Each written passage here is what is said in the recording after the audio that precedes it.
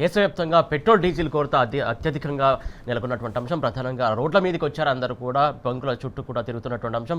కిలోమీటర్ల మేర బంకులలో క్యూ కట్టి మరీ పెట్రోల్ డీజిల్ వేయించుకుంటున్నటువంటి అంశం మనం చూస్తున్నాం. ప్రధానంగా ఒక పక్కన ప్రభుత్వాలు మాత్రం పెట్రోల్ కొరత లేదని చెప్పేసి చెప్తున్నప్పటికీ కూడా బంకులలో మాత్రం చాలా చోట్ల కూడా నో స్టాక్ బోర్డులు దర్శనమిస్తున్నాయి. ఈ నేపథ్యంలో వాహనదారులు తీవ్రమైనటువంటి ఆవేదన గురై మొత్తానికి బంకుల దగ్గర క్యూలు కట్టి పెట్రోల్ డీజిల్ కోసం పెద్ద ఎత్తున క్యూ కడుతున్నటువంటి అంశం. ప్రధానంగా పెద్ద ఎత్తున ఈ సంక్షోభం నెలకొన్నటువంటి అంశం. ప్రభుత్వాలు మాత్రం పట్టించుకునేటువంటి పరిస్థితి కనబడుతుంది. ఇదే అంశం సంబంధించి మనతో పాటు డిస్కషన్లో పాల్గొనడానికి బీఆర్ఎస్ సీనియర్ నాయకులు వై సతీష్ రెడ్డి గారు ఉన్నారు. ఆయన అడిగి మరిన్ని విషయాలు తెలుసుకుందాం. నమస్తే అండి సతీష్ రెడ్డి. ఇంధన కొరత పక్కన ప్రభుత్వాలు, కేంద్ర రాష్ట్ర ప్రభుత్వాలు లేవని చెప్తున్నప్పటికీ కూడా చాలా బంకులలో కూడా నో స్టాక్ బోర్డులు దర్శనమిస్తున్నాయి. దానికి మూల కారణం ఏమనుకున్నాం మనం? అదే అండి, ఈరోజు మనం పరిస్థితి చూస్తే యుఎస్, ఇరాన్, ఇజ్రాయెల్ ఈ వారు మొదలు కాకముందే, అంటే ఫిబ్రవరి 28వ తారీఖు వారు మొదలైంది, యుద్ధం మొదలైంది. అంటే మనకి ఒక దేశానికి ఒక ఇంటెలిజెన్స్ వ్యవస్థ ఉంటుంది. ఏ దేశంలో ఏం జరుగుతుంది, దానివల్ల భారతదేశానికి ఎలాంటి ముప్పు కలగబోతుంది అనేది ఒక ఇంటెలిజెన్స్ వ్యవస్థ అనేది పనిచేస్తుంటుంది ఎప్పటికీ. దీనికి పెద్ద ఎత్తున బడ్జెట్ ఉంటుంది, నడుస్తుంటుంది. మనకి ట్రంప్ జనవరి 8వ తారీఖున ఆయన యుద్ధం వస్తుందని ఒక ఇండికేషన్ ఇచ్చాడు, జనవరి 28. ఓకే, దానికంటే ముందే, కొన్ని రోజుల ముందే మనకి ఇంటెలిజెన్స్ వ్యవస్థ నుంచి సమాచారం వచ్చి ఉండాలి.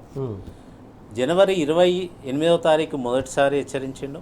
తర్వాత జనవరి 28వ తారీఖు మళ్ళొక్కసారి ఇరాన్ మీద యుద్ధం చేయబోతున్నామని ఆయన డిక్లరేషన్. ఈ మధ్య మనం ట్రంప్ను చూస్తున్నాం, ఆయన ఏం చేస్తున్నా అనేది అందరూ చూస్తున్నారు. ఆయన ఎప్పుడు ఏది చేస్తాడో తెలిసే పరిస్థితి లేదు. ఎప్పుడైనా ఏ కంట్రీ మీద అయినా బాంబు వేయవచ్చు, వేస్తా అంటే తెల్లారి కూడా వేసే పరిస్థితి కూడా ఉన్నది. అట్లా జనవరి 8వ తారీఖు చెప్పిండు, జనవరి 28వ తారీఖు చెప్పిండు, ఫిబ్రవరి 20వ తారీఖు యుద్ధం మొదలైంది కూడా. అంటే యుద్ధం కంటే ముందు దాదాపు ఒక నెలన్నర 2 నెలల ముందు నుంచి, 45 డేస్ నుంచి కూడా ఇంటిస్తున్నాడు. అంటే దానికంటే కూడా 2-3 నెలల ముందు నుంచే మనకి ఇంటెలిజెన్స్ రిపోర్ట్లు కూడా వచ్చి ఉండాలి ప్రభుత్వానికి. అంటే దాదాపు 3-4 నెలల ముందు నుంచి మనకి సమాచారం ఉంది ఇరాన్ మీద యుద్ధం జరుగుతుంది. ఇరాన్ మీద యుద్ధం జరిగితే మనకి అక్కడున్న హార్ముజ్ జలసంధి ఏదైతే ఉందో అది చాలా ఇంపార్టెంట్, కీలకమైన రవాణా జలసంధి. అది మనకి రావడానికి ఫ్యూయల్, మనకి వచ్చే ఫ్యూయల్లో మనకు వచ్చే క్రూడ్ ఆయిల్ మనం ఏదైతే ఇంపోర్ట్ చేసుకుంటున్నామో దాంట్లో దాదాపు 80% క్రూడ్ ఆయిల్ కూడా మొత్తం అక్కడి నుంచే వస్తుంది మనకి. ఇరాను, సౌదీ నుంచి, దుబాయ్ ఈ ఏరియాల నుంచే, ఆ కంట్రీస్ నుంచే మనం ఇంపోర్ట్ చేసుకుంటుంటాం. అంటే ఈ యుద్ధం వస్తే, ఈ సంక్షోభం వస్తుందని కేంద్ర ప్రభుత్వానికి ముందే సమాచారం ఉండాలి. అంటే 4 నెలలు 5 నెలల ముందే మనకి సమాచారం ఉన్నప్పుడు దానికి తగిన చర్యలు తీసుకోవాలి. ఎలాంటి సంక్షోభం వస్తుంది, దానికి మనం ఎట్లా సిద్ధంగా ఉండాలి, మన ప్రజల్ని మనం ఎట్లా కాపాడుకోవాలి. ఎందుకంటే గ్యాస్, పెట్రోల్ లేకుండా ఈరోజు దేశంలో ఏ వ్యవస్థ కూడా నడిచే పరిస్థితి లేదు. ప్రతి దానికి మూలం గ్యాస్, పెట్రోల్, డీజిల్. ఇవి లేకుండా ఎవరు ఏ పని చేసే పరిస్థితి లేదు. ఈవెన్ తినాలంటే కూడా మనకు అది లేకుండా తినే పరిస్థితి లేదు. ఎందుకంటే మనమే చెప్పినాం, ఉజ్వల సిలిండర్స్, ఉజ్వల అని ఒక పథకం పెట్టి సిలిండర్స్ తీసుకోండి, కట్టెల పొయ్యిలు వద్దు, అందరు సిలిండర్లు వాడాలి, గ్యాస్ వాడాలి అని చెప్పి 10 కోట్ల సిలిండర్లు ఇచ్చినాం. మనమే ఇచ్చినప్పుడు దానికి తగ్గట్టుగా నిల్వలు కూడా పెంచుకొని ఉండాలి కదా మనం. ఈరోజు కేంద్ర ప్రభుత్వం, మన భారతదేశ కేంద్ర ప్రభుత్వం బీజేపీ మోడీ వచ్చిన తర్వాత మేము ఇంత చేస్తున్నాం, అంత చేస్తున్నాం అని దాదాపు 90 దేశాలు తిరిగి, నేను విశ్వగురువు, నేను మొత్తం ఏ దేశానికి పోయినా నన్ను బాగా స్వాగతిస్తున్నారు, నా కాళ్ళు మొక్కుతున్నారు కొంతమంది అని కూడా ప్రచారం చేసుకుంది ఈ బీజేపీ పార్టీ. అలాంటప్పుడు భారతదేశము ఇప్పుడు మనది 4th లార్జెస్ట్ ఎకానమిక్ స్టేట్ అనే, వరల్డ్ 4th లార్జెస్ట్ ఎకానమీ మనది అనేది ఒకటి, $4.5 ట్రిలియన్ ఎకానమీ ఉన్న కంట్రీ అని గొప్పగా ప్రచారం చేసుకుంటున్నప్పుడు దానికి తగ్గట్టుగానే మనకి ఎలాంటి సంక్షోభం వస్తే మనం దానికి ఎట్లా సిద్ధమై ఉండాలనేది కూడా ప్రిపేర్ చేసుకొని ఉండాలి. ఈరోజు చూస్తే ఎంత దుస్థితి అంటే, ఇప్పుడు మీకు చెప్పినట్టు 5 నెలల ముందు నుంచే మనకు సమాచారం ఉన్నప్పుడు, మన పక్క దేశం చైనా ఉన్నది. చైనా మనము 56 లక్షల బ్యారెళ్ళు వాడితే ఈరోజు మన వినియోగం రోజుకి, చైనాలో మనకంటే 3 రెట్లు ఎక్కువ ఉంటుంది. 1,60,00,000 వాళ్ళ వినియోగం. మన దగ్గర నిల్వలు ఈరోజు, నేను చెప్పేది కాదు, మొన్న రాజ్యసభలో పార్లమెంట్లో వాళ్ళే చెప్పారు, మన దగ్గర ఎంత నిల్వలు ఉన్నాయంటే ఆర్టీఐలో 9 రోజులకు మన నిల్వలు ఉన్నాయి అన్నారు. అంటే ముందేమో, అంతకంటే ముందేమో 3 నెలలకు సరిపడా ఉన్నాయి నిల్వలు అని చెప్పారు కదా వాళ్ళే. అదే ఆర్టీఐలో వాళ్ళే చెప్పారు 9 రోజులు మన నిల్వలు అన్నారు. అంటే మన బండారం బయటపడ్డది. అదే చైనాలో చూస్తే మనకంటే 3 రెట్ల వినియోగం ఎక్కువ ఉన్న చైనాలో వాళ్ళకి 200 రోజుల నిల్వలు ఉన్నాయి. కాబట్టి ఈరోజు వాళ్ళకి ఎలాంటి సంక్షోభం లేదు. అంటే మనం ఇంత ఎకానమీ మనము ఇంత పెరుగుతున్నాము, వరల్డ్ లార్జెస్ట్ 4th ఎకానమీ అనుకున్నప్పుడు దానికి తగ్గట్టుగా మన ప్రజలను కూడా మనం ప్రిపేర్ చేసుకొని ఉండాలి, ప్రభుత్వం కూడా ప్రిపేర్ అయ్యి ఉండాలి. కానీ ఈరోజు నిన్న మోడీ గారు ఏమంటారు, దేశ ప్రజలందరూ కూడా మళ్ళీ ఒక లాక్డౌన్ పరిస్థితికి సిద్ధంగా ఉండాలి అంటారు. అంటే ఈ ఒక్క మాట లాక్డౌన్కి పరిస్థితికి సిద్ధంగా ఉండాలంటే ప్రజలకు అర్థం ఏమనుకుంటారు, అచ్చా మళ్ళీ ఒకసారి లాక్డౌన్ వచ్చే పరిస్థితి ఉంది అనేది అందరు ప్రిపేర్ అయిపోయారు. ఇక లోక్సభలో చెప్పినటువంటి మాట ప్రకారమే వీళ్ళంతా ప్రజలు అలర్ట్ అయ్యారు అనుకోవాలా?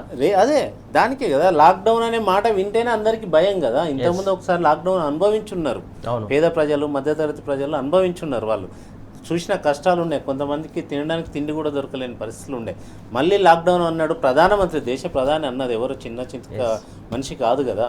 ప్రధానమంత్రి లాక్డౌన్ పరిస్థితి అంటే అందరు కూడా భయపడ్డారు, ఒక్కసారిగా ప్యానిక్ అయ్యారు, అందరు రోడ్ల మీదకి వచ్చారు. సార్ ఆ అంశం గురించి మాట్లాడదాం సార్. లాక్డౌన్ అంశం కావచ్చు, నిన్న మోడీ చేసినటువంటి తర్వాత ఎలాంటి పరిణామాలు చోటు చేసుకున్నాయి, అలాగే ప్రధానంగా ఫుడ్ విషయానికి సంబంధించి హోటల్ కావచ్చు, మిగతా సెక్టర్స్ కావచ్చు, అన్ని సెక్టర్ల హాస్టల్ కావచ్చు, వివిధ సెక్టర్లలో కూడా ఈ ప్రభావం చాలా పెద్ద ఎత్తున కనబడుతుంది. ప్రజలు కూడా తీవ్ర ఇబ్బందులకు లోనవుతున్నారు. కాకపోతే ప్రభుత్వాలకు మాత్రం ఈ ఇబ్బందులు కనబడట్లేదు. దీని నేపథ్యంలో చాలా ఇబ్బందులు పడుతున్నటువంటి అంశం. చాలా మంది కూడా హాస్టల్ కొన్ని చోట్ల మూసేసినటువంటి సందర్భం కనబడుతుంది. కొన్ని చోట్ల కొందరైతే విద్యార్థులు కూడా ఊళ్ళోకి వెళ్తున్నటువంటి అంశం కూడా మనం చూస్తా ఉన్నాం. రైట్, ఈ అంశాల గురించి సతీష్ రెడ్డి గారు, ప్రధానంగా మనం ఇందాక మాట్లాడుకుంటున్నట్టు ప్రధానంగా ఫుడ్ విషయానికి సంబంధించి హోటల్ కావచ్చు, హాస్టల్స్ కావచ్చు, టిఫిన్ సెంటర్ కావచ్చు, ప్రధానంగా ఈ డీజిల్ పెట్రోల్ కొరతకు సంబంధించి, గ్యాస్ సంబంధించి కావచ్చు, వంట గ్యాస్ కావచ్చు, వీటి ఇంపాక్ట్ వాటి మీద చాలా ప్రభావం చూపుతుంది. ప్రధానంగా వాటికి సంబంధించి కూడా ముందస్తు జాగ్రత్త ఎందుకు చూసుకోలేదనుకోవాలి భారతదేశం. ప్రధానంగా మీరు ఇందాక మాట్లాడినట్టు చైనా ఎందుకు అంత ముందు జాగ్రత్తతో ఉంది, 200 రోజులు సరిపడా ఎందుకు నిల్వ ఉంచుకుంది భారతదేశం. ఈవెన్ కోవిడ్ టైంలో కూడా భారతదేశంలో చాలా వెనుకంజలు ఉన్నది. ప్రధానంగా తెలంగాణ రాష్ట్రం చాలా ముందంజలు ఉండి కోవిడ్ సంక్షోభాన్ని ఎదుర్కొన్నటువంటి సందర్భం మనం చూసాం నాటి బీఆర్ఎస్ సర్కార్ టైంలో. ఇక్కడ మనం చూస్తే కేంద్ర ప్రభుత్వం, రాష్ట్ర ప్రభుత్వం రెండు కూడా బాధ్యత వహించి వాళ్ళు ప్రజలను అప్రమత్తం చేయాల్సిన అవసరం ఉండే. కానీ ఈ రెండు ప్రభుత్వాలు కూడా విఫలమైనాయి ఈ సందర్భం. ఇప్పటికీ కూడా చూస్తే ఇప్పుడు నేను చెప్పినట్టు ఫిబ్రవరి 28వ తారీఖు నుంచి కూడా ఇప్పటికి దాదాపు నెల రోజులు అవుతుంది. ఈ నెల రోజుల్లో కూడా అటు కేంద్ర ప్రభుత్వం కానీ ఇటు రాష్ట్ర ప్రభుత్వం కానీ, అక్కడ పార్లమెంటు జరుగుతుంది, ఇక్కడ అసెంబ్లీ జరుగుతుంది, అయినా కూడా ఇప్పటికీ కూడా ప్రజలు ఏం జాగ్రత్తలు తీసుకోవాలి, మేమేం చేస్తున్నాం ప్రభుత్వంగా, మీరేం చేయాలి, వీళ్ళ బాధ్యతాయుతంగా ప్రవర్తించాల్సిన వీళ్ళిద్దరు కూడా ఎక్కడ కూడా ఒక స్టేట్మెంట్ ఇవ్వలేదు. ప్రజలు ఇది చేయండి, ఇంత ఉంది, మా దగ్గర స్టాక్ ఇంత ఉంది, మనకి ఇంత సఫిషియెంట్ ఉంది, మనకి ఇంత వస్తుంది ఇంపోర్టు, ఇంత జరుగుతుంది ఇప్పుడు, కాబట్టి మీరు ఇట్లా వాడుకోండి, మీరు ప్యానిక్ కావాల్సిన అవసరం లేదు అని చెప్పాల్సిన బాధ్యత వీళ్ళకు ఉన్నది. కానీ అది చెప్పకుండా ప్రధానమంత్రిగా మోడీ గారు చెప్పింది ఏంది, లాక్డౌన్కి సిద్ధంగా ఉండండి అంటాడు. లాక్డౌన్ లాంటి పరిస్థితికి సిద్ధంగా ఉండండి అంటే అందరు కూడా ఒక్కసారిగా ప్యానిక్కి గురయ్యారు. ఫస్ట్ ప్యానిక్ చేసి తర్వాత వేరే ఇంధన శాఖ తోటి వాళ్ళతోటి ప్రెస్ మీట్ పెట్టించడం ఏంటి అసలు? అదే కదా ప్యానిక్ గురి చేయడం. ప్రధానమంత్రిగా వారేమో లాక్డౌన్ పరిస్థితి సిద్ధంగా ఉండాలి అన్నలేకి అందరు ఏమంటున్నారు, గ్యాస్ సిలిండర్లు పట్టుకొని గ్యాస్ ఏజెన్సీల ముందుకు పోతున్నారు, బైకులు పట్టుకొని కార్లు పట్టుకొని అందరూ పెట్రోల్ బంకుల ముందుకు పోయారు. పోతే ఈరోజు చాలామందికి ఈరోజు రాష్ట్రంలో పరిస్థితి ఏంది, చాలా పెట్రోల్ బంకులలో నో స్టాక్ బోర్డులు పెట్టినారు. ఎందుకు అంటే లేవు, వాస్తవంగానే లేవు. అంటే వీళ్ళు చెప్పినంత మాత్రం అక్కడ ఉన్నది రియల్ పరిస్థితి కనపడుతుంటుంది కదా, మీడియాలో చెప్పేది ఒకటి ఉండొచ్చు. కానీ ఇప్పుడు చెప్తున్నారు, ఏం చెప్తున్నారు, నిన్న ప్రధానమంత్రి చెప్పిన మాట ఏంది, ఈరోజు IOCL ఒకటి ఈరోజు ఎక్స్లో ఒక ట్రెండింగ్ వేస్తుంది, ఏమంటారు, స్టే కామ్ ఇండియా అట. అంటే కామ్గా ఉండండి అంటే సైలెంట్గా ఉండండి ఇండియా. సైలెంట్గా ఎట్లుంటారండి, పెట్రోల్ కావాలి కదా అందరూ, ఇంధనం అనేది చాలా ఇంపార్టెంట్ ఈరోజు. అంటే ప్రధానమంత్రి ఒకటి చెప్తారు, మీరు ఒకటి చెప్తుంటారు, ఇక్కడ ఉన్న రాష్ట్ర మంత్రులు ఒకటి చెప్తారు. ఇప్పుడు పొన్నం ప్రభాకర్, ఉత్తమ్ కుమార్ రెడ్డి వాళ్ళు ఏం చెప్తున్నారు, మా దగ్గర సఫిషియెంట్గా ఉన్నాయి, పెట్రోల్కి అసలు ఇబ్బందే లేదు. ఇబ్బంది లేకపోతే నో స్టాక్ బోర్డులు ఎందుకు వచ్చినాయి? ఇంకా ప్రభుత్వంగా వీళ్ళు తీసుకోవాల్సిన చర్యలు ఏంటి అనేది ఇప్పటికి కూడా తీసుకోలేదు. ఎందుకు చెప్తున్నా ఈ మాట అంటే, నేను కొంతమంది పెట్రోల్ బంకు ఓనర్లతో అసలు ఏంది పరిస్థితి, ఎందుకు నో స్టాక్ బోర్డు, మనకు పెట్రోల్ లేదా అంటే, ఇంతకుముందు వీళ్ళకి ఏమయ్యేదంటే కొంత క్రెడిట్ ఇచ్చేవాళ్ళు, ఒక 2 రోజులు 3 రోజులు క్రెడిట్ ఉండేది. అంటే వీళ్ళు ఫస్ట్ వాళ్ళకి పెట్రోల్ వచ్చిన తర్వాత వీళ్ళు డబ్బులు కట్టేటారు.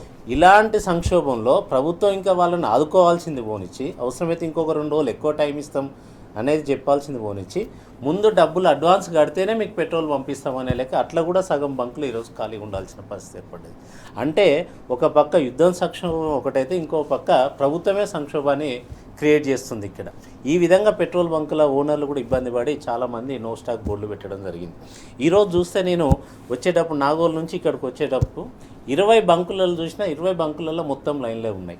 ఎందుకంటే రేపటి నుంచి మనకు పెట్రోల్ దొరుకుతుందో లేదో అనే భయాందోళనకు గురయ్యి అందరూ కూడా ఇప్పుడే తెచ్చుకోవాలి. చాలామంది టిన్నులు పట్టుకొని మోసుకొని పోతున్నారు పెట్రోల్ పోసుకొని. ఇది కూడా ఒక అంటే దీనికి ప్రభుత్వమే కారణం. ఈ వైఫల్యానికి ప్రభుత్వమే కారణం. బ్లాక్ మార్కెట్ అనేది ఇంకొకటి. ఎందుకు అంటే రేపు నిజంగానే లాక్డౌన్ వస్తుందేమో, పెట్రోల్ అవసరం పెరుగుతుంది, దీన్ని మనం బ్లాక్ మార్కెట్లో అమ్ముకోవచ్చు అనేది కొంతమంది చూస్తుంటారు. ఇంకొంతమంది రేపటి నుంచి దొరకదేమో, ఈరోజే మనం స్టాక్ పెట్టుకోవాలని కొంతమంది. జనరల్గా ఎట్లుంటుందని మనం అపార్ట్మెంట్లలో గేటెడ్ కమ్యూనిటీలలో చూస్తుంటాం. రేపటి నుంచి నీళ్ళు రావు ఒక 2 రోజులు అంటే ఏం చేస్తారు, అందరు ఇంట్లో ఉన్న అన్ని గిన్నెలు క్యాన్లు ఏది దొరుకుతుందో దాంట్లో మొత్తం నింపి పెట్టుకుంటాం, మనం స్టోర్ చేసి పెట్టుకుంటాం. అట్లనే ఇప్పుడు కూడా ఇది నింపి పెట్టుకునే పరిస్థితి కనపడుతుంది. ఈరోజు చూస్తే వీళ్ళు చేసే ప్యానిక్కి ఎట్లున్నదంటే కమర్షియల్ సిలిండర్ 1800కి అమ్మాల్సిన కమర్షియల్ సిలిండర్ ఈరోజు 6000 7000కి అమ్ముతున్నారు. మీరు అన్నట్టు హోటల్స్ కానీ, పీజీ హాస్టల్ కానీ, లేకపోతే రెస్టారెంట్లు కానీ, చిన్న చిన్న టిఫిన్ సెంటర్లు కానీ, లేకపోతే ఫుడ్ కోర్ట్లు కానీ, వీళ్ళందరూ చాలా ఎక్కువ ధరకు పెట్టి ఈరోజు కొంటున్నారు. మనం నిన్న మొన్న కొన్ని వైరల్ అయినవి చూసినాం. మనం ఫుడ్ బిల్లుతో పాటు గ్యాస్ బిల్లు కూడా దాంట్లో యాడ్ చేసి ఇచ్చిన బిల్లులు చూసినాం మనం. ఎందుకు ఈ పరిస్థితి వచ్చింది అంటే గ్యాస్ బిల్లు వాడు 100 రూపీస్ యాడ్ చేసిందంటే వాడు బ్లాక్ మార్కెట్లో ఎంత కొని ఉండాలి, కొంటేనే కదా యాడ్ చేసేది. ఈ రోజు ఇచ్చిర్రు ఆ స్టేట్మెంట్, ఇన్ని రోజులు ఎటుపోయింది, ఈ రోజు ఇస్తున్నారు బ్లాక్లో అమ్మొద్దని. కరెక్ట్గా మార్చి 13వ తారీఖు కేటీఆర్ గారు బీఆర్ఎస్ పార్టీ తరఫున ఒక లెటర్ రాశారండి పెట్రోలియం శాఖ మంత్రికి. 6 మంచి సూచనలు. జనరల్గా అపోజిషన్ పార్టీగా మనం చేయాల్సిన పని ఏంటి అంటే, సరే విమర్శిస్తాం, రాజకీయంగా ఉండొచ్చు, కానీ చాలా దూరదృష్టితోని 12వ తారీఖు మార్చి 12వ తారీఖు కేటీఆర్ గారు బీఆర్ఎస్ పార్టీ వర్కింగ్ ప్రెసిడెంట్గా మేము కొన్ని సూచనలు చేస్తున్నాం, ప్రజలు ఇబ్బంది పడుతున్నారు, ఈ సూచనలు పరిగణలో తీసుకుంటే కొంత మనం కంట్రోల్ చేయొచ్చు అని రాస్తే అటు కేంద్ర ప్రభుత్వం పట్టించుకోలేదు, ఇటు రాష్ట్ర ప్రభుత్వం కూడా పట్టించుకోలేదు. వీటిని చూస్తే నిన్నటికి నిన్న అసెంబ్లీలో కూడా ఒక వాయిదా తీర్మానం పెట్టి మనం గ్యాస్ పెట్రోల్ మీద చర్చ చేయాలి, చర్చ చేస్తే ప్రజలకు తెలుస్తుంది అసలు వాస్తవ పరిస్థితి ఏందనేది.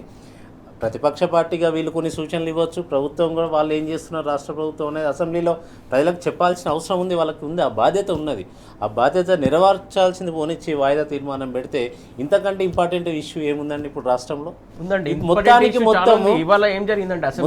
మొత్తము సంక్షేమం ఆగిపోయే పరిస్థితి కదా. ఉపయోగపడే అంశం సంబంధించి చర్చ జరగాలని పట్టుపడితే బీఆర్ఎస్ సారా పైన చర్చ పెట్టారు. అదే అంటే రాష్ట్రంలో ఈరోజు తెలంగాణ పెట్రోల్ కంటే ఇప్పసారా ముఖ్యమైంది. ఇప్పుడు ఇప్పసారా ఎట్లా చేయాలో మనం ఎట్లా అమ్మాలనేది చాలా ఇంపార్టెంట్ అయింది దీనికంటే కూడా. అదే చెప్తున్నాను, ఎంత మంచి 6 పేజీల లెటరు, 6 సూచనలు, మంచి సూచనలు. టైం ఉందంటే నేను మంచిగా చెప్తాను. ఈ 6 కూడా ఒకటి ఏమన్నారంటే కమర్షియల్ సిలిండర్లు అందరికీ బంద్ పెడుతున్నాం, హోటళ్ళకి రెస్టారెంట్లకు అనేది ఓపెన్గా చెప్పింది కేంద్ర ప్రభుత్వం. కానీ కేటీఆర్ గారు మంచి సూచన ఏం చేశారంటే కమర్షియల్ సిలిండర్లు అందరినీ ఒకే కేటగిరీలోకి తీసుకురావద్దు. కొంతమంది ఇంతకుముందు మనం చెప్పినట్టు టిఫిన్ సెంటర్లు ఉంటాయి, కొంతమంది ఫుడ్ కోర్ట్లు ఉంటారు, తర్వాత స్ట్రీట్ వెండర్స్ ఉంటారు. వీళ్ళని 5 స్టార్ హోటళ్ళని లేకపోతే పెద్ద రెస్టారెంట్లని ఒకటే ఘాటికి కట్టేసి అందరికీ కమర్షియల్ సిలిండర్ సప్లై చేయమనేది తప్పు అనేది. అట్లా కాకుండా దీన్ని వర్గీకరణ చేసి ఎవరికి ఎట్లా సప్లై చేస్తే బాగుంటుంది అనేది ఒకటి చూడమని ఒక మంచి సజెషన్ ఇచ్చారు. దీన్ని పట్టించుకోలేదు. ఇప్పటి వరకు 15 రోజులైంది, దాదాపు 14 రోజులైంది, 13 రోజులైంది, ఇప్పటికి కూడా పట్టించుకోలేదు. ఇంకొకటి, ఒక పబ్లిక్ కోసం ఒక డాష్ బోర్డు పెట్టండి, ఎల్పిజి సిలిండర్ ఎంత అవైలబుల్ ఉంది వాళ్ళు చూసుకుంటారు. దాన్ని బట్టి ఈరోజు ఉన్న పరిస్థితి ఏంటంటే సిలిండర్ అయిపోయిందని ఫోన్ చేస్తే కనీసం ఫోన్ తీసుకునే పరిస్థితిలో గ్యాస్ ఏజెన్సీ కూడా లేదు, కనీసం కాల్ కనెక్ట్ అయితే లేదు. అలాంటి పరిస్థితులలో అదే ప్యానిక్. ఎందుకంటే కాల్ కనెక్ట్ కావట్లేదంటే అయ్యో ఏదో ఉన్నట్టుంది, సిలిండర్ లేనట్టుందని వాళ్ళు ఇంకెక్కువ భయాందోళనకు గురవుతున్నారు. అట్లా కాకుండా కాల్ తీసుకోవాలి, సరే 5 రోజులకు వస్తుందా, 6 రోజులకు వస్తుందా, వారానికి వస్తుందా, 10 రోజుల, 20 రోజుల మీరు చెప్తే దానికి ఓకే 20 రోజులకైనా నాకు సిలిండర్ వస్తుందనే నమ్మకంతో వాళ్ళు భయపడకుండా ఇంట్లో ఆందోళన చెందకుండా ఉంటారు. అలాంటి పరిస్థితి లేదు. అదేవిధంగా మూడోది, ఇంతకుముందు మేము చెప్పినట్టు 3 రెట్లకు ఎక్కువకు అమ్ముతున్నారు కమర్షియల్ సిలిండర్లు. వీరు కేటీఆర్ గారు 12వ తారీఖు చెప్పారు ఇలాంటి పరిస్థితి వస్తుంది, దీన్ని ఇప్పటి నుంచే మనం కంట్రోల్ చేయాల్సిన అవసరం ఉంది, రేట్లు పెరగకుండా దాన్ని ఫ్రీజ్ చేయాల్సిన అవసరం ఉంది కమర్షియల్ సిలిండర్లు, దానికి కావాల్సిన తగిన చర్యలు తీసుకోవాలి ప్రభుత్వాన్ని కూడా వీళ్ళు సూచించడం జరిగింది కేటీఆర్ గారు. మూడోది, నాలుగోది డెడికేటెడ్ బ్లాక్ మార్కెట్ ఎన్ఫోర్స్మెంట్ పెట్టండి అని అప్పుడు చెప్పారు. కానీ వాళ్ళు ఈరోజు ఇంప్లిమెంట్ చేశారు.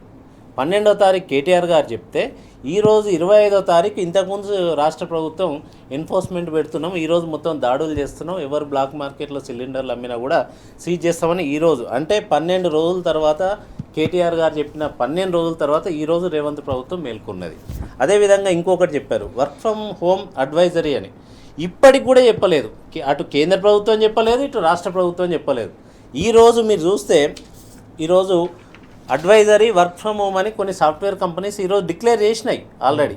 ఇది ఎంప్లాయీస్కి ఒక కంపెనీ పంపించింది. ఇది అంటే ఇప్పటికీ కూడా కేంద్ర ప్రభుత్వం రాష్ట్ర ప్రభుత్వం పట్టించుకోకుండా ఆ కంపెనీలే, కొన్ని ఐటీ కంపెనీలు కానీ ఇంకొన్ని సర్వీస్ ఓరియంటెడ్ కంపెనీలు కూడా ఇలా ఈ పరిస్థితి కొంచెం చేయి దాటేటట్టు ఉంది, ఇప్పటి నుంచి మీరు ఇంట్లోనే ఉండి పని చేయండి అని వాళ్ళే కొంత పెట్రోల్ మనం ఆదా చేయవచ్చు, దీనివల్ల దేశానికి లాభం జరుగుతుంది, వాళ్ళే స్వచ్ఛందంగా ముందుకు వచ్చి వర్క్ ఫ్రమ్ హోమ్ అని ఇచ్చారు. అంటే ఈ క్షణానికి కూడా రాష్ట్ర ప్రభుత్వం కనీసం చెప్పలే, సీఎం చెప్పలేడు, అటు పీఎం చెప్పలేదు.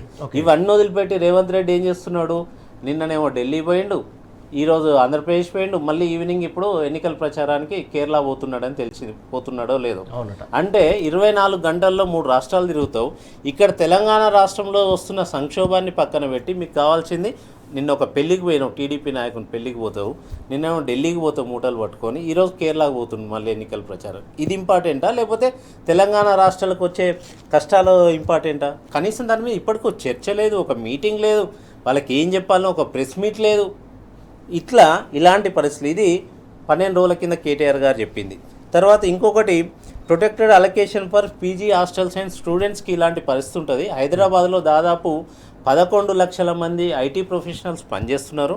వీళ్ళందరూ కూడా పీజీ హాస్టళ్ళలో కానీ రకరకాల కొన్ని హోటల్లో అట్లా ఉంటున్నారు, రెంట్కుంటారు, ఇబ్బంది అవుతుంది, వాళ్ళని ముందు నుంచే వాళ్ళకి తగిన జాగ్రత్తలు చెప్పాలి అని చెప్పి అదొక మంచి సూచనలు ఇవ్వడం జరిగింది. ఇంకొకటి అండి, చివరి మజిలీ అంటే కొన్ని శ్మశాన వాటికలు గ్యాస్తో నడిచేటివి ఉన్నాయి, అక్కడ కూడా కనీసం మనము శవాన్ని తీసుకపోతే చేయే పరిస్థితి లేదు.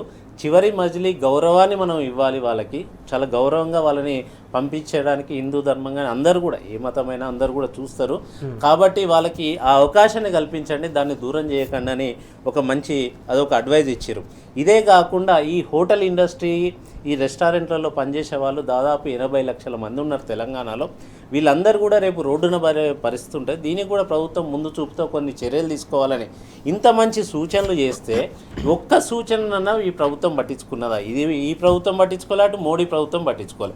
ఈ 6 ఒక్కటి కూడా ఇప్పటికి ఇంప్లిమెంట్ కాలేదు. ఎంత మంచి సూచనలు కేటీఆర్ గారు చేశారు. కాబట్టి ఇప్పటికైనా ఈ ప్రభుత్వాలు మేల్కొని కొంచెం రాష్ట్ర ప్రజల గురించి, దేశ ప్రజల గురించి ఆలోచించాలని విజ్ఞప్తి చేస్తున్నాను. ముఖ్యంగా అంటే మీరు అన్నట్టు ప్రభుత్వాలకు రాయలేదు, డైరెక్ట్ ఇంధన శాఖకు సంబంధించినటువంటి వాళ్ళకే రాశారు. వాళ్ళు కూడా ప్రభుత్వాలకు సలహా ఇవ్వచ్చు, ఇవ్వాలండి, వాళ్ళు చెప్పాలి. సలహాలు మరి ఎవరిచ్చారు ఏంటనే కాకుండా ప్రజలక్షేమం కోరుకుంటే కేంద్ర ప్రభుత్వం బాధ్యత ఏంది? రాష్ట్రాలందరికీ కూడా గైడ్లైన్స్ ఇవ్వాలి. ఇది ప్రస్తుత పరిస్థితి, మన దగ్గర ఇంత స్టాక్ ఉంది, మీ రాష్ట్రానికి ఇంత పంపిస్తున్నామని వాళ్ళు చెప్తారు. ఖచ్చితంగా వాళ్ళకి ఇన్ఫర్మేషన్ ఉంటుంది. దానికి తగ్గట్టుగా రాష్ట్ర ప్రభుత్వం చర్యలు తీసుకోవాల్సి ఉంటుంది. ఆ రాష్ట్ర ప్రజల్ని అప్రమత్తం చేయాల్సి ఉంటుంది. దాన్ని ఎట్లా కంట్రోల్ చేయాలి, బ్లాక్ మార్కెట్ని ఎట్లా కంట్రోల్ చేయాలి, ఏ ఇండస్ట్రీకి ఎట్లా సప్లై చేయాల్సి ఉంటుంది, ఆ వచ్చేదాన్ని అనేది రాష్ట్ర ప్రభుత్వం తీసుకోవాల్సిన చర్యలు అవి. అందులో రాష్ట్ర ప్రభుత్వాలు, రాష్ట్ర ముఖ్యమంత్రులు చేయాల్సిన పని. కానీ తెలంగాణ రాష్ట్రంలో మన దురదృష్టం ఏంటంటే ఇప్పటికీ కూడా ఫిబ్రవరి 28 నుంచి ఇప్పటి వరకు దాదాపు నెల రోజులైన యుద్ధమైనా కనీసం దాని గురించి చర్చ లేదు. కానీ ఏం జరుగుతుంది? మూసి ఇల్లులు ఎట్లా కూలగొట్టాలి, లేకపోతే కేరళకి డబ్బులు ఎట్లా పంపాలి ఎలక్షన్లకి, ఇలాంటి చర్చలు జరుగుతున్నాయి తప్ప ఏమవుతుందని ఇప్పుడు మీరు చెప్పినట్టు ఇప్పసారా ఇప్పుడు అవసరం ఇప్పసారా అనేది? అసలు ఫస్ట్ పెట్రోల్ ఏంది, డీజిల్ ఏంది, గ్యాస్ ఏంది, మన ప్రజలు ఎట్లుంటాను, ఎవరు వండుకొని? ఈరోజు పొద్దున్నే నాకు ఒకరు ఫోన్ చేసిండండి. ఒక ఎగ్జాంపుల్ చెప్తాను మీకు. మాకు ఒక సిలిండర్ కావాలి సార్ అని అడిగాను. ఎందుకు సిలిండర్ దొరకట్లేదా అని నేను అడిగితే ఆయన ఏమన్నాడంటే, మా ఇంట్లో 4 రోజులు అయిపోయింది సార్, సిలిండర్ లేదు, నిన్న మొన్న ఏదో బయట తిన్నాం, బయట తినే పరిస్థితి కూడా లేదు, మేము ఏదో కూల్ చేసుకొని బతికేటోళ్ళం, ఇంకా నిన్న లాస్ట్కి పరిస్థితి మా ఇంటి ముందు ఒకరిని అడిగితే వాళ్ళు వండి పెట్టారు, మాకు అడుక్కొని తినాల్సిన పరిస్థితి ఏర్పడ్డది సిలిండర్ లేక అని. అంటే ఇది ఒక ఎగ్జాంపుల్, అంటే పేదవాడి బతుకు ఎట్లున్నది ఈరోజు రాష్ట్రంలోనే. చాలా సీవియర్ ప్రాబ్లం అండి. ఇంకొక 4-5 వారం రోజులైతే రాష్ట్రంలో చాలా పెద్ద సంక్షోభాన్ని ఎదుర్కోబోతున్నాం మనము. ఇంతకుముందు మీకు చెప్పినట్టు కేంద్ర ప్రభుత్వం నిన్న ఆర్టీఐలో 9 రోజులకు సరిపడే స్టాక్ మాత్రమే ఉన్నది అని చెప్పింది. ఇంత ముందు కంటే ఇప్పుడు వస్తున్న ఇంపోర్ట్ తక్కువైంది ఇంకా చెప్పాలంటే. అంటే ఇంకొక 9-10 రోజుల తర్వాత ఈ నిల్వలు చాలా తగ్గిపోతున్నాయి, పెట్రోల్ కానీ ఇటు గ్యాస్ నిల్వలు కానీ. ఇంకా మీకు చెప్పాలంటే ఇదన్నా 9 రోజులకు ఉంది క్రూడ్ ఆయిల్, కానీ గ్యాస్ అయితే 2 రోజులకు సరిపడే గ్యాస్ మాత్రమే ఉందనేది ఈ నిన్ననే రాజ్యసభలోనే వాళ్ళే చెప్పారు, ఇది నేను చెప్తున్నది కాదు. అంటే ఇంత తీవ్రమైన సంక్షోభంలో కూడా కనీసం రాష్ట్ర ప్రభుత్వం తెలంగాణ ప్రజల గురించి ఆలోచించకపోవడం అనేది చాలా దురదృష్టకరం. ఇంకొక విషయం చెప్పాలంటే జాతీయ కాంగ్రెస్ ఏమో అక్కడ గ్యాస్ లేదు అని అక్కడ గొడవ చేస్తుంది, ధర్నాలు చేస్తుంది పార్లమెంట్లో. కానీ ఇక్కడ ఏమంటాడు ఎవరు మన ఉత్తమ్ కుమార్ రెడ్డి, సరిపడా గ్యాస్ ఉంది ఇక్కడ మా దగ్గర, మాకు అవసరం లేదు, ఎవరు ఆందోళన పడాల్సిన అవసరం లేదు. అంటే కాంగ్రెస్ ఎందుకు 2 కళ్ళ విధానం ఏంది అసలు నాకు అర్థం కాలేదు. అంటే అక్కడనేమో లేదని మీరే ధర్నా చేస్తారు, ఇక్కడనేమో సరిపడా ఉంది అంటారు. అంటే ఏ కాంగ్రెస్ కరెక్టు? తెలంగాణ రాష్ట్ర కాంగ్రెస్ కరెక్టా, లేకపోతే ఢిల్లీ కాంగ్రెస్ కరెక్టా? అక్కడనేమో లేదని ధర్నా చేస్తారు, ఇక్కడనేమో ఉంది అని చెప్తున్నారు. అంటే తెలంగాణ ప్రజలను మీరు మోసం చేస్తున్నారా, లేకపోతే మొత్తం దేశ ప్రజల్లో మీరు మోసం చేస్తున్నారా? ఎవరి కోసం ధర్నా చేస్తున్నారు మీరు చెప్పాల్సిన అవసరం. ఎల్పిజి ఉంటే గిట్ట మరి ఎందుకు అందరు కూడా గ్యాస్ ఏజెన్సీల దగ్గర పోయి బండల్స్ పట్టుకుని పోయి ఎందుకు క్యూ ఏం అవసరం ఉంటుంది? ఏం అవసరం జనాలకి? అరే చెప్తున్నా కదండి, ఇప్పుడు మీరు లైవ్లో ఏదైనా ఒక గ్యాస్ ఏజెన్సీకి కాల్ చేయండి, కాల్ కనెక్ట్ అవుతుందా చూడండి. మీ దగ్గర నిజంగా సఫిషియెంట్గా గ్యాస్ ఉంటే ఏజెన్సీకి ఫోన్ చేసినప్పుడు వాళ్ళు ఫోన్ ఆన్సర్ చేయాలి కదా. ఇట్లనే డౌట్ ఉంది, నేను ఒక ఏజెన్సీ వాళ్ళని కూడా అడిగాను. నాకు తెలిసిన ఒక మిత్రుడు ఉంటే గ్యాస్ ఏజెన్సీ, ఎట్లున్నది గ్యాస్ పరిస్థితి అంటే, నిజంగా మా దగ్గర గ్యాస్ ఫోన్లో వచ్చే వాటిని తట్టుకోలేకపోతున్నాం, మా దగ్గర గ్యాస్ అవైలబిలిటీ లేదు నిజంగా కూడా. ఇంకా రాబోయే రోజులు ఇంకా చాలా తీవ్రమైన సమస్య ఎదుర్కోబోతున్నాం. ఇలాంటి వాళ్ళ బాధ ఎట్లున్నదంటే, వచ్చే ఫోన్లు తట్టుకోలేక, వీళ్ళు ఎప్పుడు ఇస్తారో చెప్పలేక, వాళ్ళకి ఆన్సర్ చేయలేక, వాళ్ళ దగ్గర పనిచేస్తున్న ఉద్యోగం మానేసారు వాళ్ళు. అంటే మేము ఫోన్లు ఎత్తలేము, వాళ్ళకి ఆన్సర్ చేయలేము, ప్రజలకి ఏం చెప్పాలో మాకు తెలియట్లేదు సార్, మేము రాలేము ఇంకా ఈ ఉద్యోగం మేము చేయలేమని వాళ్ళు ఉద్యోగాలు మానేస్తున్నారట. అంటే దీని అంతటికి కారణం ఏంటంటే ఈ కేంద్ర రాష్ట్ర ప్రభుత్వాలు ఇప్పటి వరకు కూడా స్పందించకపోవడమే దీనికి కారణం. నిజంగా అప్పుడు కోవిడ్ టైంలో కేసీఆర్ గారు ఎప్పుడు కూడా ప్రెస్ మీట్ పెట్టినా కూడా ప్రజలందరూ రెడీగా ఉండే, కేసీఆర్ గారు ఏం చెప్తారో విందాము అంటే ఆయన చెప్పే మాటలకి ధైర్యం పెంచుకోవడానికి. అసలు పరిస్థితి ఏందో చెప్పేవాళ్ళు వారు. అంత సంక్షోభంలో కూడా, ఎంత సంక్షోభం ఉన్నా కూడా, అప్పుడు మీకు గుర్తుందో లేదో, మనకి 2020 మార్చిలో మనకి లాక్డౌన్ వచ్చిందండి. లాక్డౌన్ వచ్చిన కొద్ది రోజులకి మనకి అప్పటికే ప్యాడీ వస్తుంది. మనకి ప్యాడీ చాలా పెద్ద మొత్తంలో వచ్చి ఉన్నది, దాన్ని ప్రొక్యూర్ చేయాల్సిన పరిస్థితి ఉంటుంది, ప్రభుత్వమే కొనాలి దాన్ని. ఆ పరిస్థితులలో కూడా 2020 సీజన్లో కూడా 64 లక్షల టన్నుల ప్యాడీ ఉన్న ఘనత కేసీఆర్ గారిది. అయినా కూడా అప్పుడు కూడా ప్రెస్ మీట్ పెట్టి ఏ రైతు కూడా ఆందోళన చెందొద్దు, కలెక్టర్ నుంచి కింద వరకు ప్రతి ఒక్కరు కూడా రైతులకు అందుబాటులో ఉంటారు, ప్రతి గింజ కూడా మేము వడ్ల గింజ కూడా ఏ ఒక్క గింజ కూడా వదిలిపెట్టకుండా మేము కొంటాం, మీరు ధైర్యంగా ఉండండి అని ధైర్యం చెప్పిన ఘనత కేసీఆర్ గారిది, సీఎంగా ఉన్నాయి. అప్పుడు అంత పెద్ద సంక్షోభంలో కూడా ప్రజలకి ధైర్యం చెప్పిన డిఫరెంట్ గమనించినట్లయితే అప్పుడు సీఎం హోదాలో కేసీఆర్ అంత ధైర్యం చెప్పారు, అంత సంక్షోభాన్ని ఎలా ఎదుర్కోవాలో చూశారు. కాకపోతే ఇప్పుడు రాష్ట్రంలో ఉన్నటువంటి ముఖ్యమంత్రి రేవంత్ రెడ్డి కావచ్చు, లేకపోతే దేశంలో ఉన్నటువంటి ప్రధాని మోడీ కావచ్చు, మొత్తానికి మరొక్కసారి కోవిడ్ లాంటి సంక్షోభం వస్తుంది ఎదుర్కోవాలని చెప్పేసి ఇట్లా భయభ్రాంతాలకు గురి చేయడం ఏంటి? ఇక రాష్ట్ర ముఖ్యమంత్రి అయితే ఏకంగా ఆ రాష్ట్ర ప్రజలు ఏమైనా పర్లేదు, రాష్ట్రం ఏమైనా పర్లేదు, నాకు అవసరం లేదని చెప్పేసి ఢిల్లీ మొత్తం దేశవ్యాప్తంగా చక్కర్లు కొడుతున్నాడు. అదే కదండి ఇంత దౌర్భాగ్యమైన పరిస్థితి. అంటే ఒక ముఖ్యమంత్రి నిన్న చూసిన ఒక ఛానల్ ఒక ఇంటర్వ్యూలో మాట్లాడుతున్నారు, మీరు రాబోయే టైంలో మంచి గ్యాస్తో పెద్ద సంక్షోభం ఎదురయ్యే అవకాశం ఉంది, మీ రాష్ట్రంలో మీరు ఎలాంటి చర్యలు తీసుకుంటున్నారు దీన్ని ఎదుర్కోవడానికి అని మాట్లాడితే, ఒక ముఖ్యమంత్రిగా ఆయన చెప్పాల్సిన సమాధానం ఎట్లుండాలి, ప్రజలకు ధైర్యం చెప్పే విధంగా ఉండాలి. ఏమంటాడు, రాళ్ళు గీక్కొని నిప్పంటించుకొని ఆ నిప్పుతో మనం వంట చేసుకోవాలంటాడా? ఇంతకంటే దారుణమైన ముఖ్యమంత్రి ఎవరైనా ఉంటారా? అంటే మళ్ళీ రాతి యుగానికి తీసుకుపోతున్నాడా మనల్ని? నిన్నగాక మొన్న 3,24 కోట్ల బడ్జెట్ పెట్టారు కదా, 3,24 కోట్ల బడ్జెట్ ఉన్న రాష్ట్రంలో మళ్ళీ రాతి యుగం కాలం తీసుకొస్తారా మీరు? నిన్న పెట్టిన బడ్జెట్ ఏంది, ఇప్పుడు మీరు చెప్పే మాటలు ఏంది? ఇదా మీరు అంటే బాధ్యతాయుతంగా మాట్లాడడం లేదు, పూర్తిగా బాధ్యత రహితంగా పనిచేస్తున్నారు ఈ ముఖ్యమంత్రి అనేది, ఈ ప్రభుత్వం అనేది. అంత దారుణంగా ఏ ముఖ్యమంత్రి కూడా మాట్లాడరండి. అంటే దేశం మొత్తం చూస్తున్నది, హిందీలో ఏదో నేషనల్ ఛానల్లో మాట్లాడినట్టున్నాడు, దేశం మొత్తం కూడా. అంటే తెలంగాణ రాష్ట్ర ముఖ్యమంత్రి ఎట్లా మాట్లాడుతున్నాడో, ఆయన వ్యవహార శైలి ఎట్లుందనేది దేశం మొత్తం చూసే విధంగా చేసిండు. అంటే ఇంత దౌర్భాగ్యమైన పరిస్థితిలో మన తెలంగాణ రాష్ట్రం, మన తెలంగాణ ప్రభుత్వం ఉన్నది అనేది నిజంగా చాలా విచారకరం. ఇంతకుముందు మీకు చెప్పినట్టు కేసీఆర్ గారితో ఇప్పుడు కంపేర్ చేసుకుంటున్నారు. కోవిడ్ అంత పెద్ద సంక్షోభంలో దేశం మొత్తం కాదు ప్రపంచమే లాక్డౌన్ అయిన పరిస్థితుల్లో కూడా తెలంగాణలో అంత మంచి అడ్మినిస్ట్రేషన్ చేసి ఎవరికి కూడా మందుల కొరత లేకుండా, అప్పుడు ఆక్సిజన్ కొరత లేకుండా, హాస్పిటళ్ళల్లో బెడ్ల కొరత లేకుండా అప్పటికప్పుడు మీకు గుర్తుందో లేదో ఆ సంక్షోభంలోనే ఆ కోవిడ్ టైంలోనే అప్పటికప్పుడు మనకి బెడ్లు సరిపోతలేవని ఈరోజున్న గచ్చిబౌలి టీమ్స్ అప్పటికప్పుడు యుద్ధ ప్రాతిపదికన టీమ్స్ తయారు చేసిన ఘనత కేసీఆర్ గారిది. అప్పుడు ఏదో మనకి స్టేడియం దగ్గర ఉంటే అప్పటికప్పుడు ఆలోచించి ఎట్లా చేయాలని అప్పటికప్పుడు దాన్ని పెద్ద హాస్పిటల్గా మార్చి దాదాపు 500-600 బెడ్లు అక్కడ క్రియేట్ చేసిన ఘనత కేసీఆర్ గారిది. కానీ ఇంత బాధ్యతారహితంగా ఎప్పుడు కూడా ఏ ముఖ్యమంత్రి కూడా ఉండరు నాకు తెలిసి.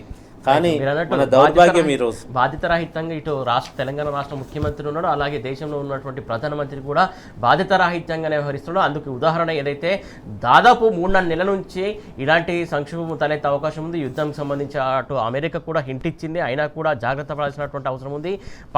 పక్క దేశమైనటువంటి ఏదైతే చైనా అంత ముందు జాగ్రత్తతోటి నిల్వలుంచుకుంది, కాకపోతే మన దేశం మాత్రం నిల్వలుంచుకోలేకపోవడం, ప్రధానంగా నిల్వ ఎంతుందో కూడా క్లారిటీ లేకపోవడం. ఒకరేమో 3 నెలల వరకు నిల్వ ఉందంటారు.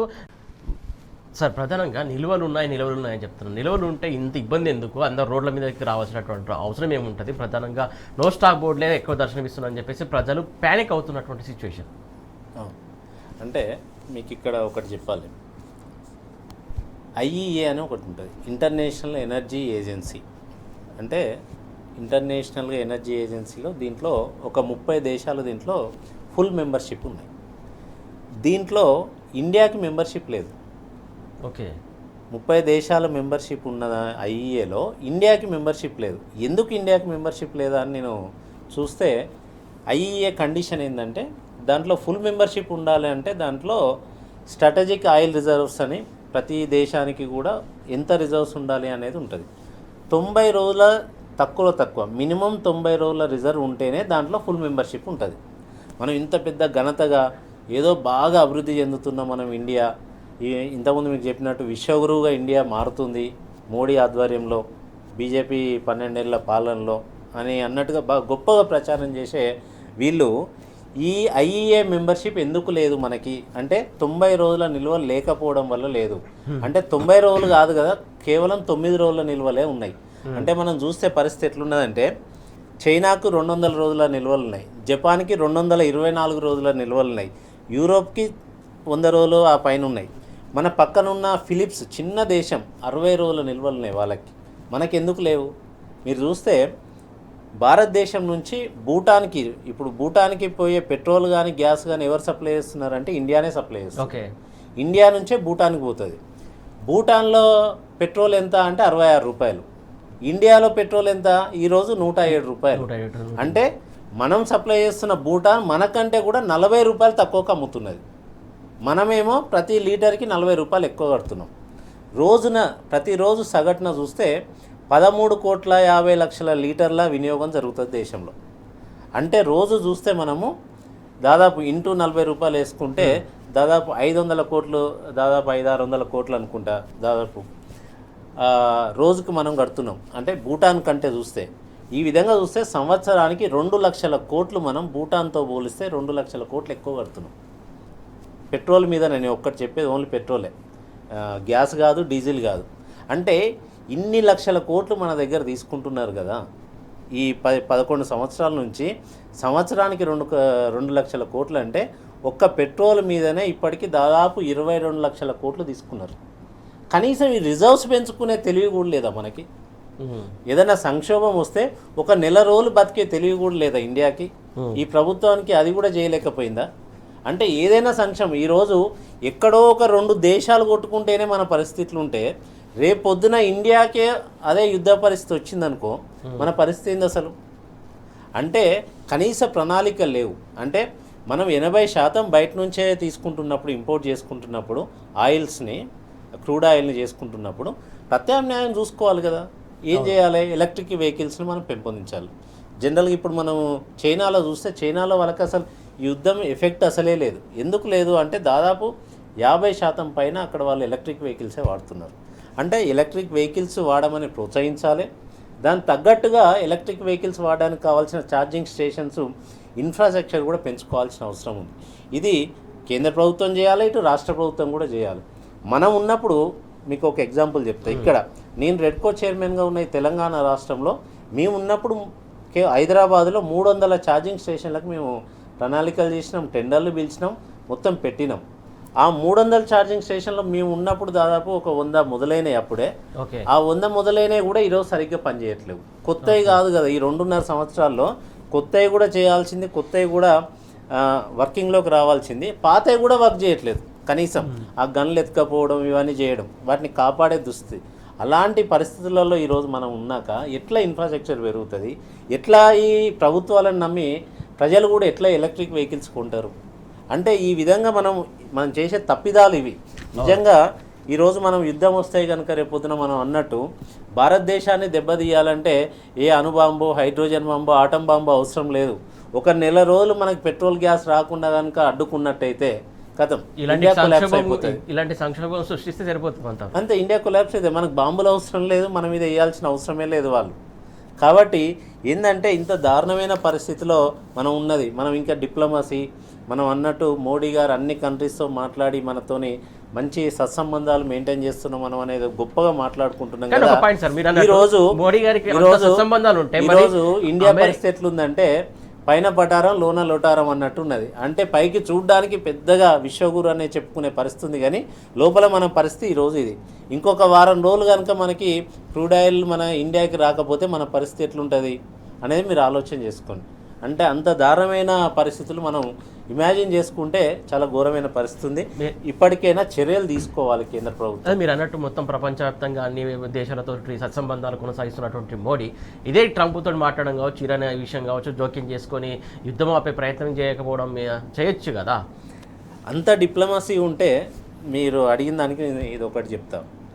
ఇరాన్ అధ్యక్షుడిగా ఉన్న ఖమేనీ చనిపోయిన తర్వాత 5 రోజుల వరకు కూడా కనీసం మనం సంతాపం తెలపలే ఇరాన్ అధ్యక్షునికి. ఓకే, ఆ 5 రోజులు సంతాపం తెలపనప్పుడు మనకు రావాల్సిన క్రూడ్ ఆయిల్ నౌకలన్నీ కూడా ఆపేసారు వాళ్ళు. ఆపిన తర్వాత ఈ సంక్షోభం చూసిన తర్వాత 6వ రోజు మనం ఆయనకి సంతాపం తెలిపినాం. అంటే మన డిప్లొమసీ ఎట్లుందనేది మీరు ఆలోచించండి. అంటే కనీసం ఒక దేశ అధ్యక్షుడు సరే వారిలో చనిపోయినప్పుడు సంతాపం తెలపడం అనేది కనీస బాధ్యత. అది ఇక్కడ ఇరాన్ ఎంబసీలు ఉంటే అవి కూడా చూస్తుంటాయి కదా భారత్ ఎట్లా వ్యవహరిస్తుంది మా పట్ల అనేది. 5 రోజుల తర్వాత మేల్కొని అప్పుడు 6వ రోజు సంతాపం తెలిపారు. మీరు ఇంకా చూస్తే హౌడీ మోడీ అని ఒకటి అప్పుడు ట్రంప్ గెలవడం కోసం అమెరికాలో ఒక ప్రోగ్రాం చేశారు. ట్రంప్ని ఇండియాకి తీసుకొచ్చి గుజరాత్లో నమస్తే ట్రంప్ అని ఒక ప్రోగ్రాం చేశారు. మీరు ఇంకా మీకు గుర్తుంటే అది కరెక్ట్ కోవిడ్ టైంలో, ఇంకా అప్పటికి కోవిడ్ రాలేదు. ఆ నమస్తే ట్రంప్ అనే ప్రోగ్రాంతోనే కోవిడ్ పెరిగింది మన దగ్గర.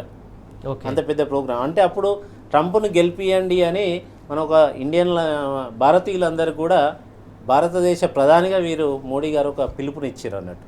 అంటే పక్క దేశంలో ఎలక్షన్ గురించి మనకి ఎందుకండి? ఇప్పుడు మోడీ ఓడిపోయిన తర్వాత అప్పుడు ఎవరు మన యుఎస్ ప్రెసిడెంట్ మోడీ ఓడిపోయినప్పుడు ఉన్నాయి.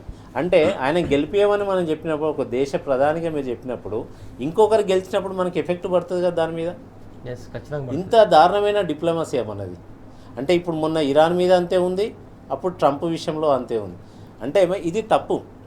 వేరే దేశంలో రాజకీయంలో మనం జోక్యం చేసుకోవాల్సిన అవసరం లేదు. అలాంటి పరిస్థితులు ఈరోజు మనకు వస్తున్నాయి.